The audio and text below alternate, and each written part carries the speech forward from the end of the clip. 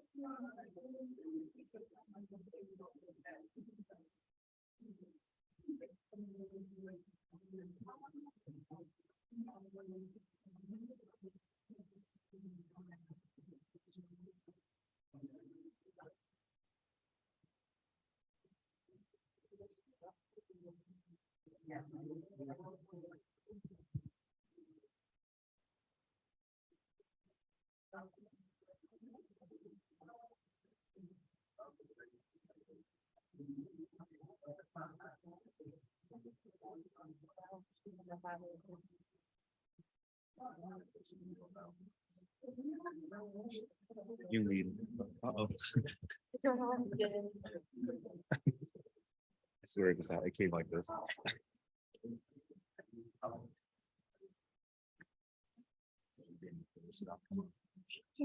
What was Doc doing before this? Come on.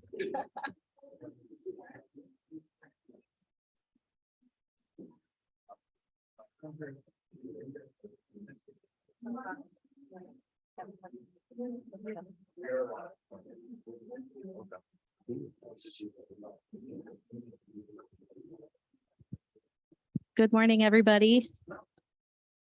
Good morning. We're going to go ahead and start. But of course, this is a pretty we're going to have this kind of a conversational kind of panel where you guys can ask questions. We'll provide answers whenever we see something. And I'm not sure if I can get the Zoom chat, but if we're able to do that, we'll try to get the questions from there. So my name is Jessica Manro, and I am a graduate assistant at Western Kentucky University. I have 2 years as a League of Legends coach before I took this graduate assistantship position.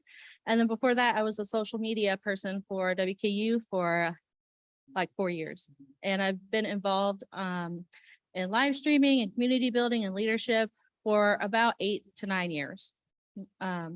So that is me, and I'm excited to be here. This is a very important topic, and I'm going to go ahead and have Hubert. So I'm Hubert Wantong. I was a previous player at an institution when they were transitioning from club to varsity. I've been a coach and program director for about 3 years now, working in mostly private institutions. Obviously, this is a super important topic, and I know that it's a little daunting for everyone here. So by all means, I want this to be as conversational as possible. So really, please speak up. It'll be more interesting that way, I promise. And just keep in mind, everybody here comes from a program or institution or organization that treats diversity, equity, and inclusion differently. Okay, so everybody's question, while you might be like, oh, that's, that answer is easy, it might not be easy for them because they're coming from a different background. So now that we've gotten the introductions out of the way, there we go.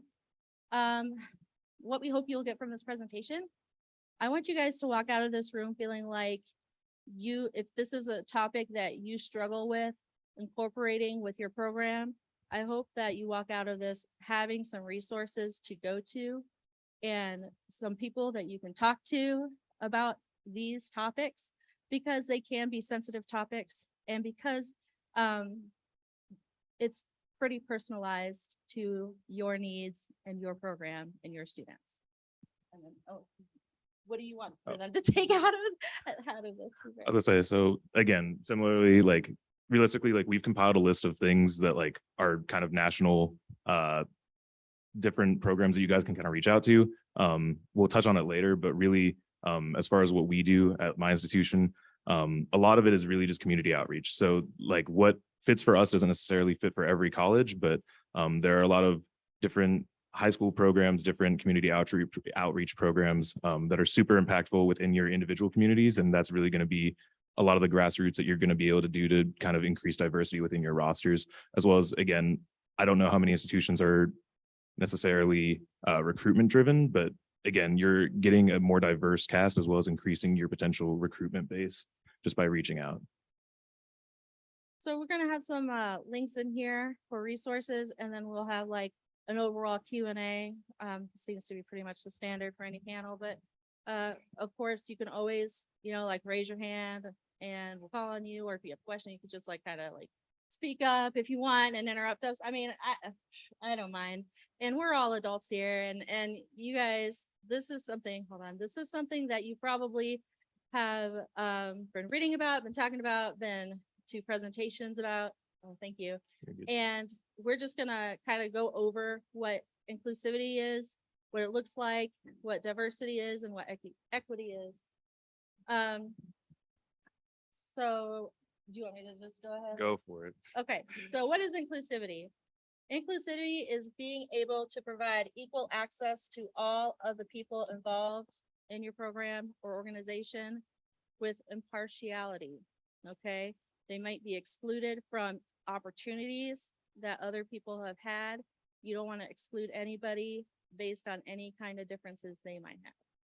And this is really important because for me personally, I'm coming at this from the viewpoint of an older white female, okay? So I can only talk about my perspective as an older white female. And I can tell you that it is a very real thing when people are excluded from opportunities that you might not have even realized. When minority and marginalized groups are growing up, they don't get the same opportunities that other peers get, their peers get. So they might not come with the same skills or with the same knowledge or with the same experience as other people. Is there anything you wanted? As I say, so again, similarly, a lot of it, at least in the work that we're doing, a lot of it is like kind of checking our inherent biases. So obviously, I think when we come at either recruitment or looking at these groups that are coming into the space, not necessarily approaching it similarly, being their access to either an arena, coaching, anything like that, that's not necessarily always the case for a lot of the students that we're seeing that are coming from these marginalized communities, obviously. So if you are new to building a program, or if you are coming into a program that was built but never like fully fleshed out, or even if you're a program that's been established and you want to make some changes, you need to first imagine or create a vision of how you want your program to look that incorporates diversity and inclusion in it. And you want to make sure that you are providing enough opportunities for everyone within that program, not just to certain individuals in there.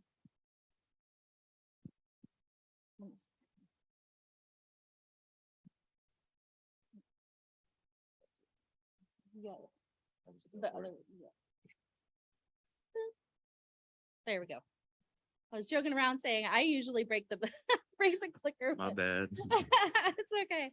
So a lot of times people are confused as about how DEI works together, and diversity works in tandem with inclusivity. Diversity is being different than other groups or people or individuals. Equity is being fair and impartial, and inclusion is fully accepting those who come from diverse backgrounds and skills.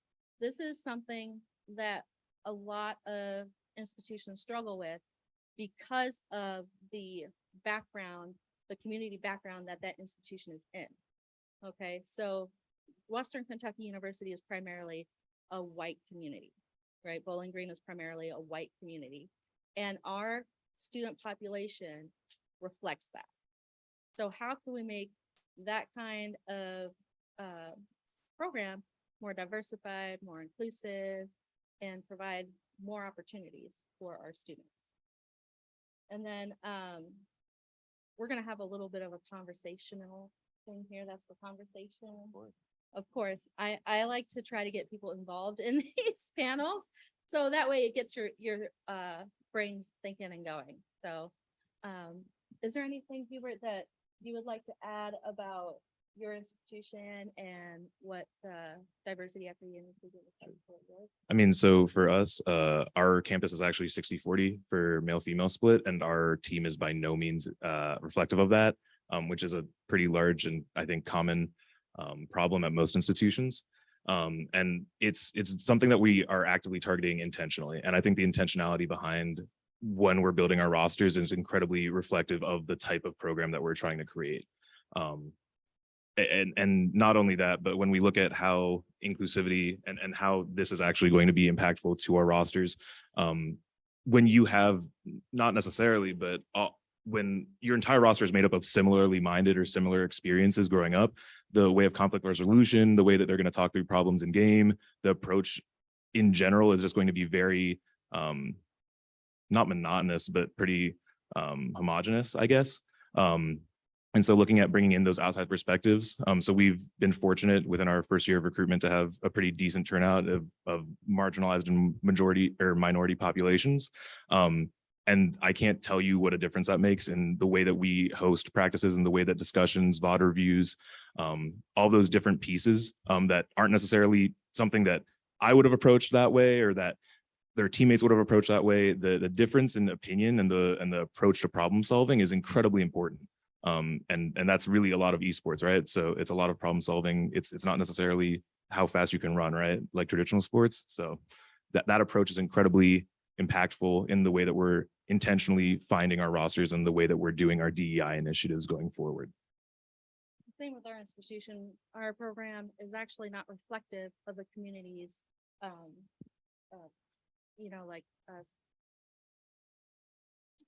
race and diversity. Yeah, thank you. Like my brain just kind of melted there, but it's not reflective. We have females on our team. We have people of color on our teams. And what's really important is that they can see the leadership that's being provided be reflective of them. So if they see somebody that's a leader that they can relate to, they'll be more apt to join in. Okay. So let's kind of talk about what kind of traits or skills creates that kind of environment that allows for a positive experience with diversity and inclusion. What kind of traits and skills? Just go ahead and yell them out. Respect.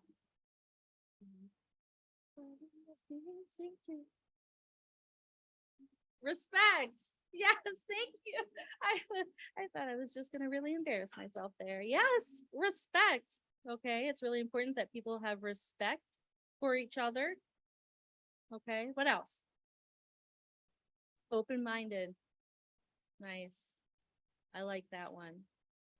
That is an important one, especially when trying to think about other strategies to approach a problem. Anything else? What's that? Representation is huge in DEI.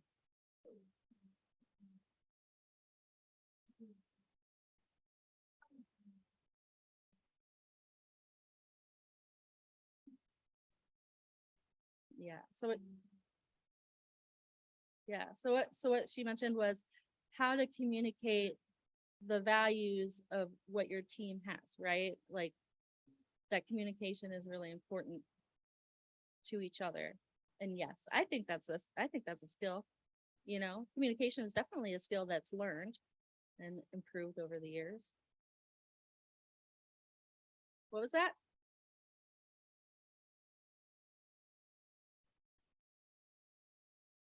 Okay, so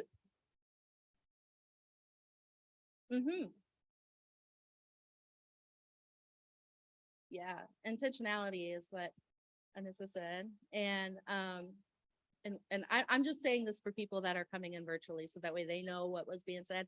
It's that you have to approach something with an intent, right? There has to be a purpose to it. Otherwise, why are we mentioning it? Okay. So these are all kind of things. Awesome list. Very good. I agree with everything that you guys are tossing out, obviously.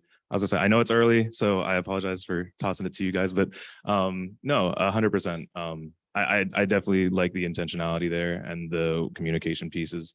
A lot of the time, I don't know how much it's prevalent in your individual programs, but especially in the communication and the intentionality pieces, our students are much more receptive to being all in on these ideas if they know why it's happening.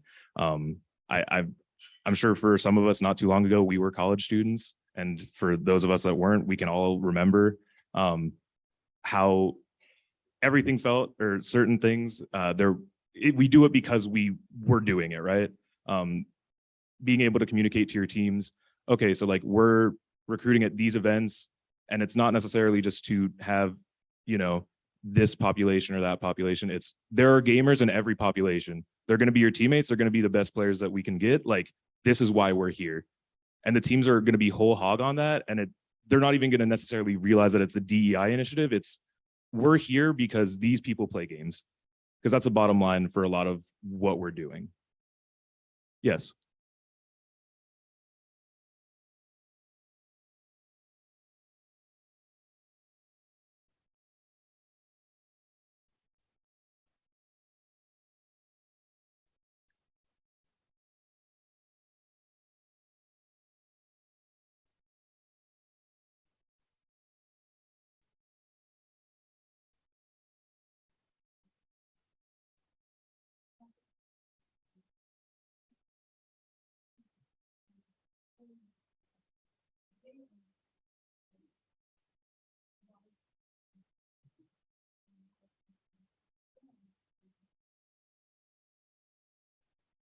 Exactly. Sorry, for anyone online, we just had one of our colleagues discuss how training students and how they can take those lessons kind of outwards. And I mean, we're all educators in some way, shape, or form, right? So obviously we're trying to set them up for a successful future, and esports is a key component in that, and anything that we can kind of infuse into that arena is massive for us, right? It's an added value proposition as well.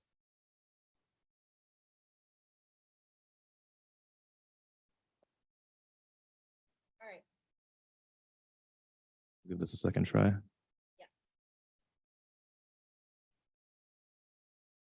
Yay.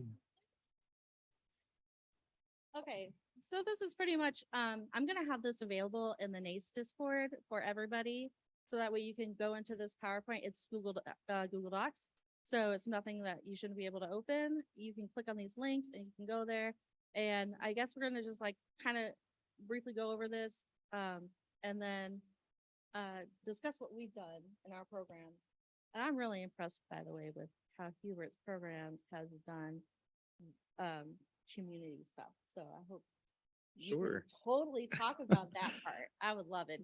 Gotcha. So obviously our program at Simpson is a year old. I'm coming from an institution that has prior establishment and has kind of been around. So one of the pieces that we were really trying to bring when we built the program was kind of targeting particular strategic partners, as well as doing community outreach that felt meaningful and that was more reflective of the overall community that we are a part of in Iowa. So over the last year, we've engaged with Women in Gaming International, otherwise known as WIGI. They're one of our partners. They're a phenomenal organization. They work for advancement in women in STEM fields as well as gaming. If you haven't checked them out, check them out. But they do amazing work. They're currently at TwitchCon as well. So you can catch their panel. I believe they're at the Amsterdam Twitch currently. Additionally, Boys and Girls Club.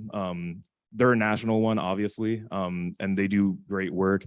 Partnering with them has been something that we've been interested in, that we're currently exploring. Again, I kind of touching back to what I had spoken about previously, but the grassroots nature of a lot of the outreach that we do. So we have a local community outreach called Urban Dreams that works with 4 of the major high schools in the Des Moines area, serving mostly minority and marginalized communities. They're currently building their own arena that we're helping them on the design, the grant writing, and doing kind of consulting work for them to make sure that their kids have access to the same tools that anyone that's at a high school that already has an esports program has. We are working with the Iowa High School Esports League to help them try to find a place, because all these schools obviously don't have the resources at a high school level to support an esports program, right? So volunteering our space, volunteering our time to make sure that they have adequate coaching, that they know what they're expecting or what's expected of them when they go to college to play. Because I'm sure that we've all had students that are interested in esports and they walk on and it's, oh, this is structured. This is something that we're going to have to do, right? The expectations are wildly different than hopping on and playing FIFA. So setting expectations within those communities regardless, and kind of understanding how we can better engage with students that might not have access but are interested, right? I can't tell you the amount of students that we meet where it's college wasn't an option, we weren't really looking.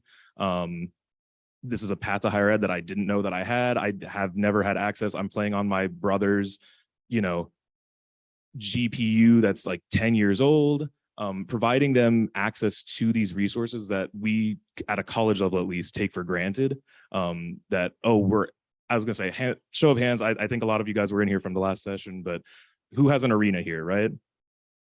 Okay, most of us, right? So volunteering those resources to students that would otherwise not have access, incredibly impactful. And it again, from a cynical standpoint, you're increasing your recruitment base, even at worst, right? So kind of looking at these national as well as these grassroots organizations that you guys can reach out to on a community level is going to be incredibly impactful, not only for recruitment, for retention, for being able to kind of build those partnerships. So again, we were at the revenue talk last. Those partnerships are also potentially revenue drivers, right? So all of these kind of work in tandem, and they're going to increase your diversity within your rosters that are going to then also different problem solving, different ways of life, different avenues to kind of explore the space. And when you think about it, the stakeholders of the university or the institution is really going to like what they're seeing with what you're doing, because it just provides good data, good metrics, and shows what kind of experience those students will get. And also, don't discount what your institution has already for a DEI initiative. If you go to your institution's DEI page, there could be on-campus groups that you could get in touch with if you wanted to start small instead of going like branching out into the local community right away. If you just wanted to keep it in the in the institution, you could do something with one of the groups on campus. And I know for us, we have several groups for Pride and for people of color, and then we have groups for like even the Greek houses. They'll want to be involved, and trust me, they want to get those hours of service in. You know what I'm saying? So there's definitely resources on campus that you could look towards. Let's see if I can, I put these links here because when I went to these links, they had a huge list of resources that you could look into of different backgrounds, specific to the needs of what maybe you're looking for. Okay.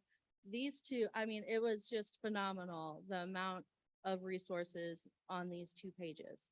All right. So if anything, if you could take this Google slide with you, at least check out these lists. Okay.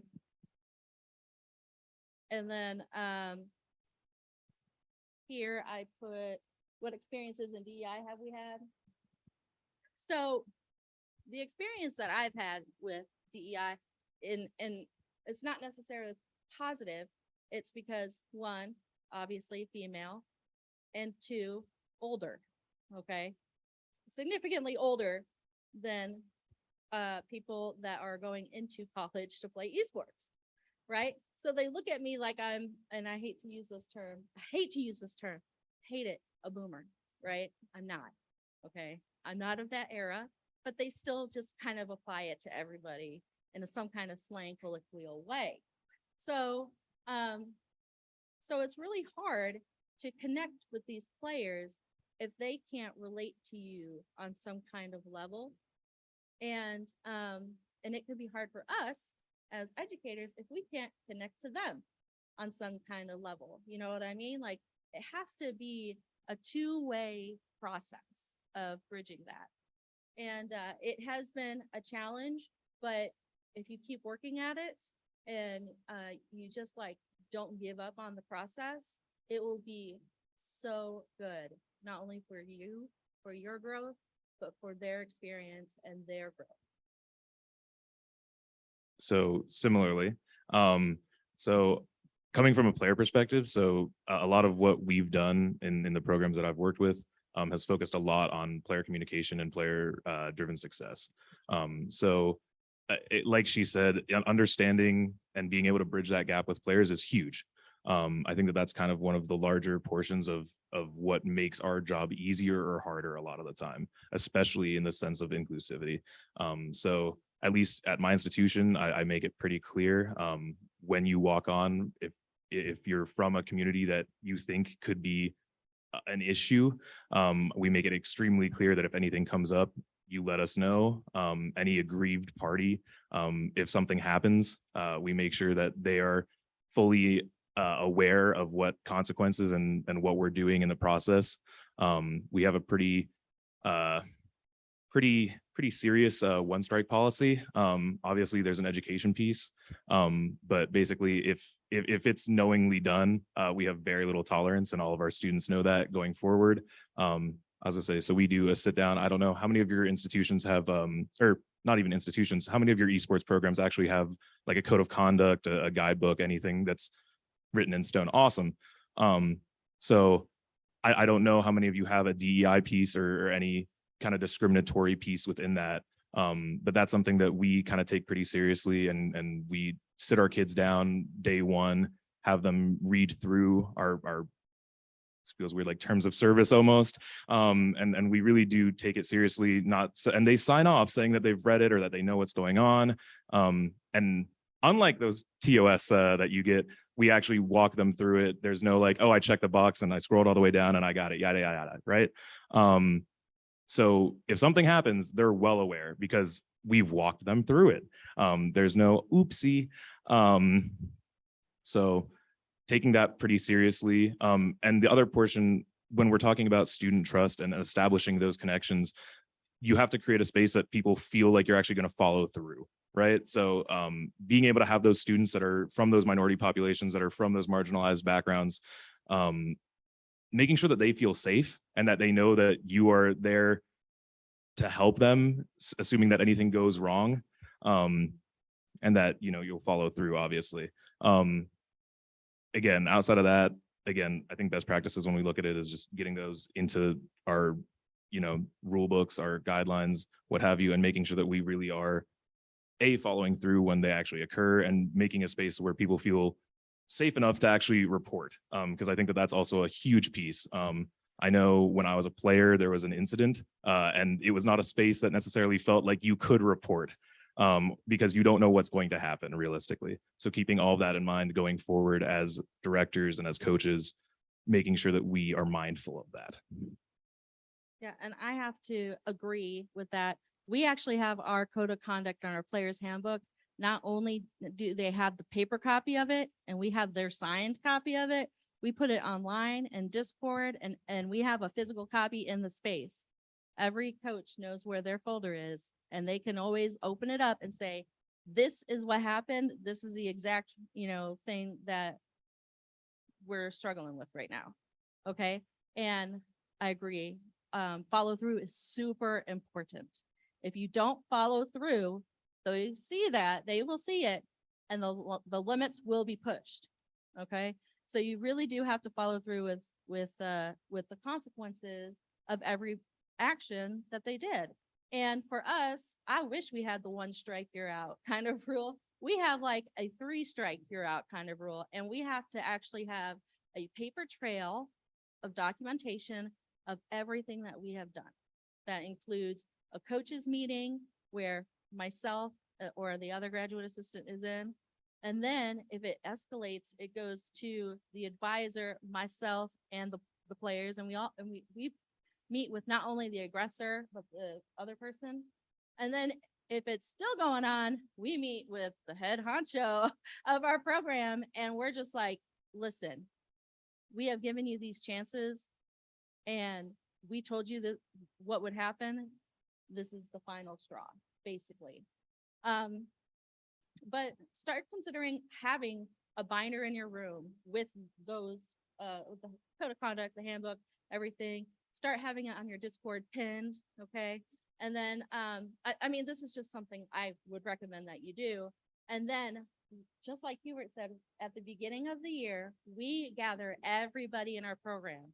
We set them down in a big room and we go through one by one the bullet points and the finer details of our code of conduct and our player handbook. And we even go to our institution's code of conduct and the athletics handbook, because we want to be on the same page as to, like what happens in one. They can't just say, well, athletics does it different. Well, honey, we're not athletics, but we're going to be doing it the same as them. And they don't do it the same the way you're saying it, because we've gone over this. So, so that's really important, to have that big sit down at the beginning of the year, have them sign off on it, make sure it's well known. And then, making sure that they feel comfortable 100%, but also don't, make them feel like you are addressing this solely because they are on the team or on the roster, right? Like if you have one person who is a person of color, you don't want them to feel marginalized even further. Like if there's a female, you don't want them to feel marginalized even further, because that is super uncomfortable. You have to approach this with, everybody has to do this, and it comes from a place of respect, honesty, and trust. And if we don't have those things, then it's not going to help our program grow. It's not going to help us be able to talk with each other with open honesty and clarity, because that's where the fights happen, is when everybody's heated in the moment and they say things maybe they didn't really mean, they didn't want to say.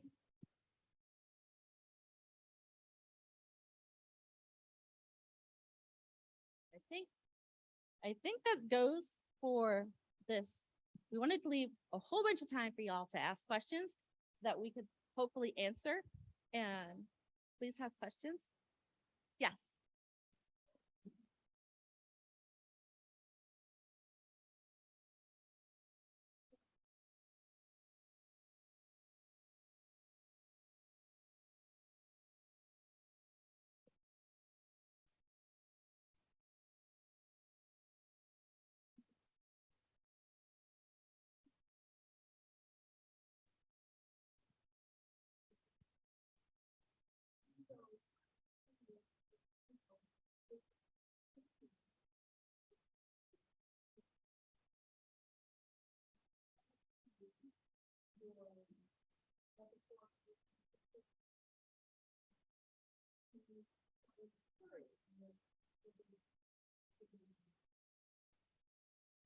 So I think that you're correct in saying that there are some titles that seem to draw specific minority populations more than others. I think that that's more anecdotal than actual fact. So for example, the accessibility to certain titles, I think, is just lower barrier to entry, and that's a false positive. So I think when we look at the community outreach that we're doing internally, you don't actually see those pockets necessarily. It's just the barriers to entry. So if someone can only afford an Xbox, they're going to gravitate towards something like, let's say, like Street Fighter, or I can only afford a Switch because it's what my brother has, so I play Smash. Once you enable a lot more access, those pockets kind of seem to dissipate. That's just kind of been our experience with it. I would wager to guess that that's kind of indicative for the overall area, but that's been my experience.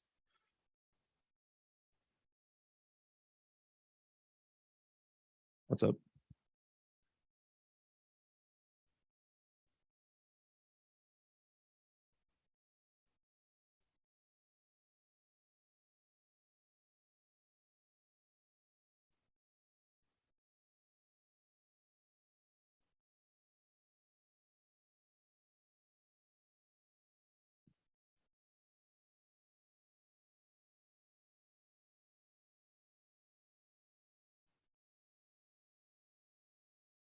So you're talking about, how do you get someone that is of a different gender or gender fluid in with the game?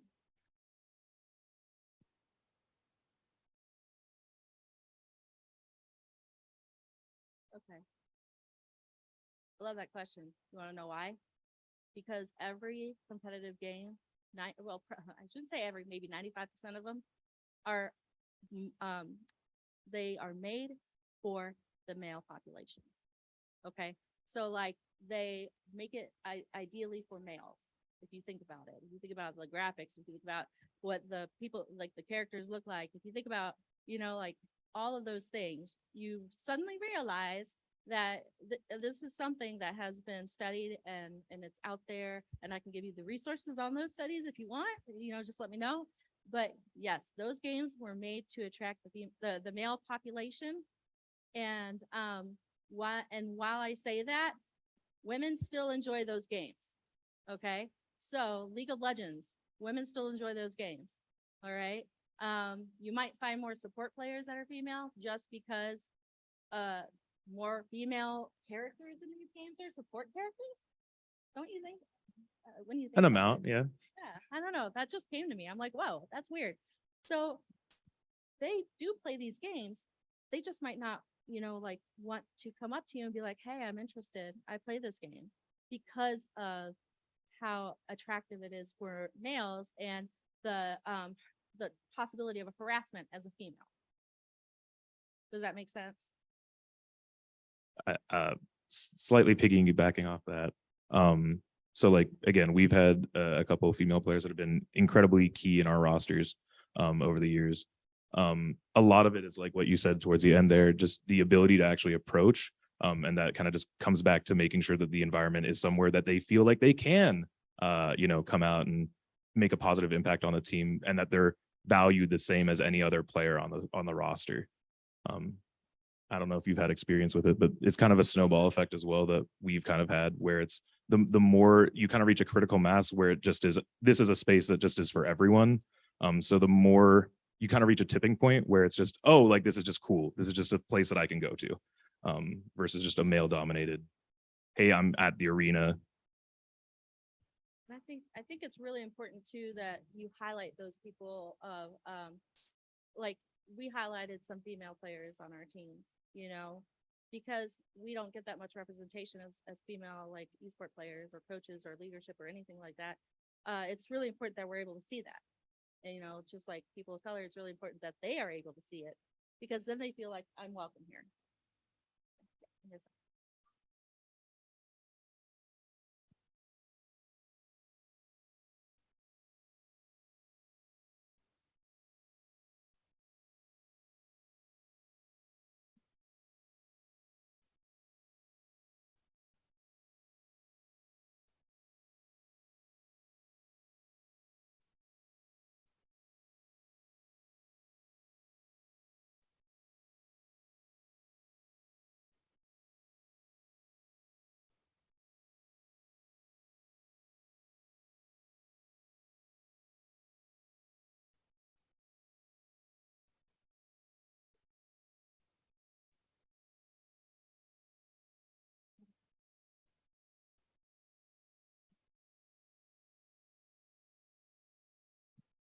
Yeah, for sure.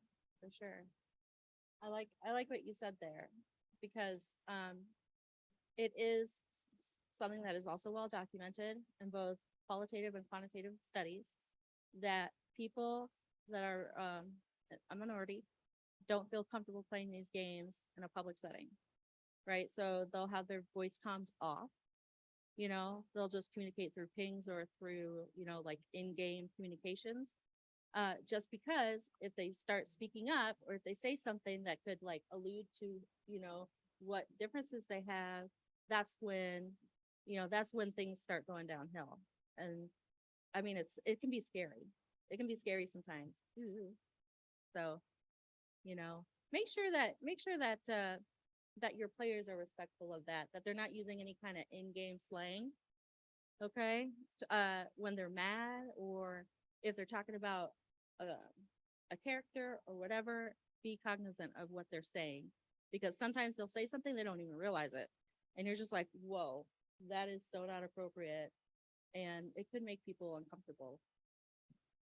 So yes, obviously. And I think that a lot of what we're touching on it might be kind of closer to public lobbies. And obviously, like, before you're invested in esports as a whole, you're typically playing the game casually, you're in public lobbies, what have you. But at the collegiate level, and I think that we have a responsibility to kind of foster the high school. Unfortunately, esports has developed top down versus bottom up like traditional sports.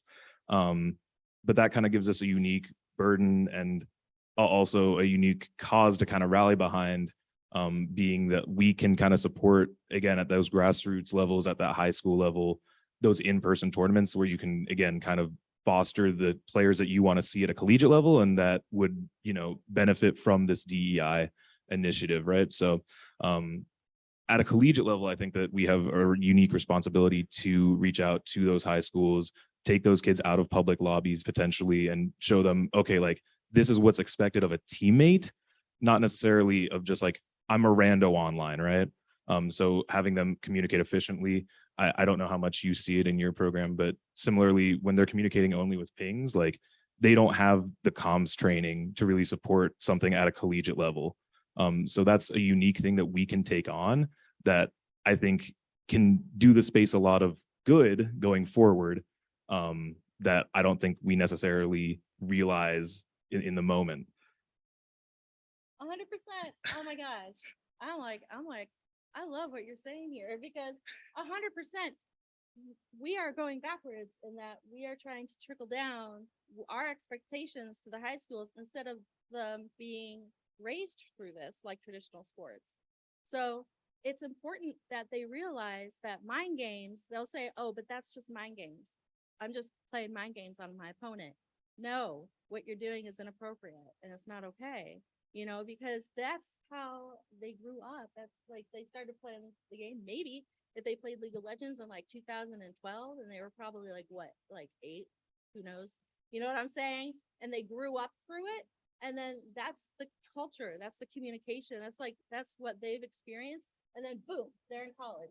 And now they have to change how they talk, how they react to things, all the situations that they find themselves in. And it could be pretty daunting. So the more that you go out to your local community and to the high schools and the middle schools, the more that it will, I hope, trickle down, right? For sure. I mean, we're starting to see the first round of students that we've kind of connected with now start to matriculate. And I have really high hopes for what they're going to be able to accomplish. I think it's also two-pronged. So like, obviously we have those community outreach portions, but like internally, we also have to solve those problems, right? So it's definitely something that hopefully if we address it on the front end, we will have less work to do internally. But I think that that's kind of, again, I completely agree with your initial point, kind of tying it back, that like, again, these games are fun. Games are meant to be fun. Sometimes people just kind of suck sometimes.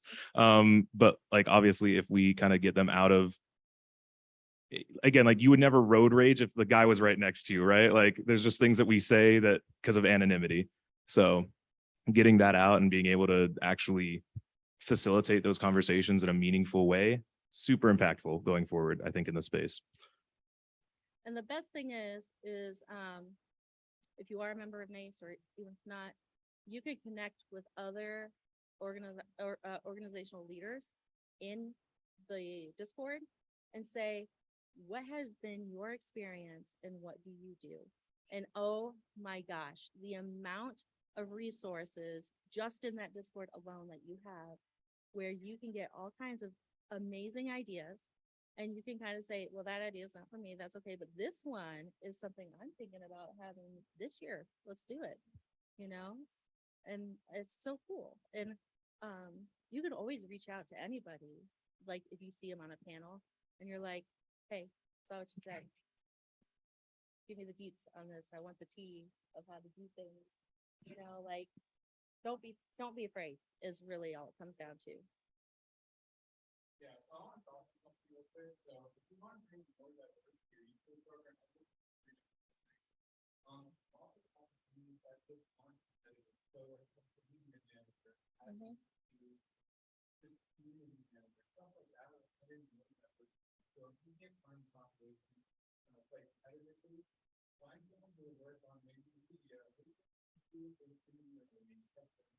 Mhm.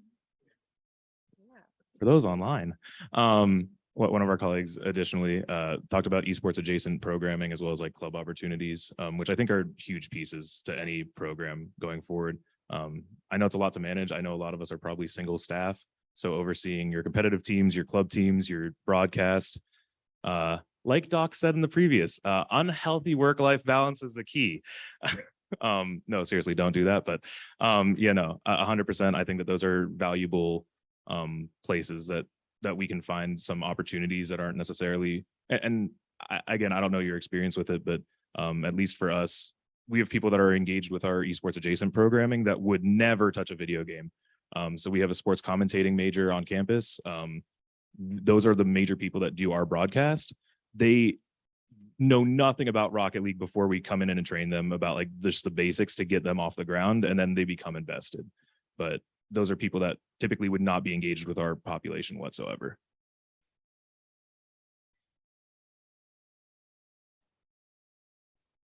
Mm.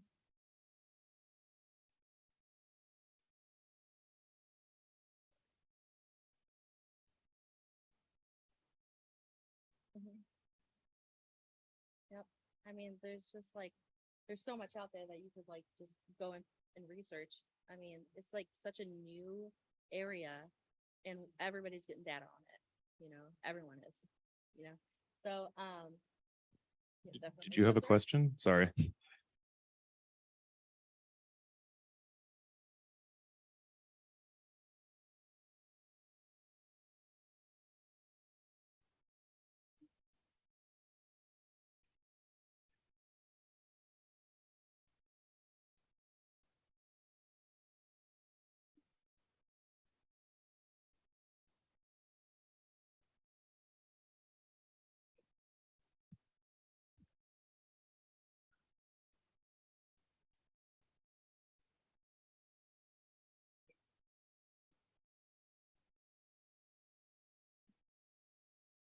Exactly.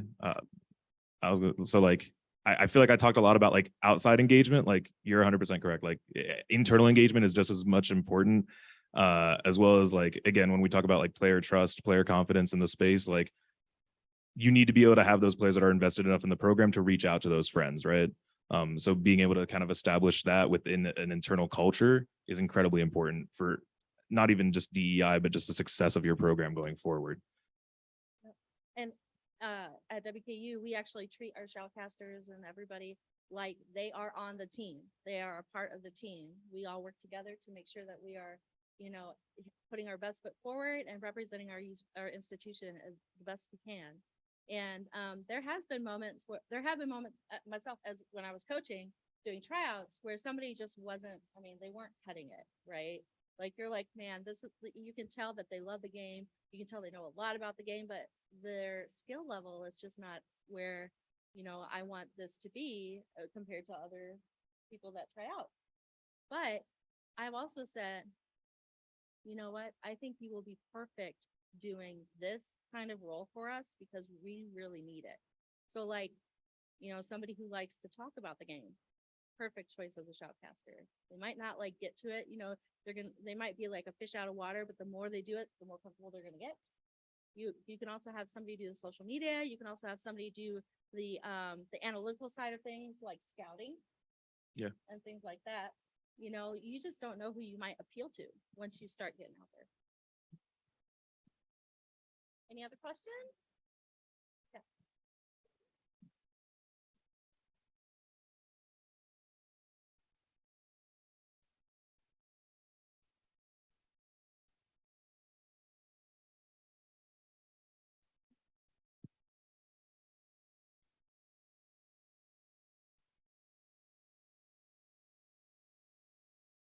Mhm. Yep.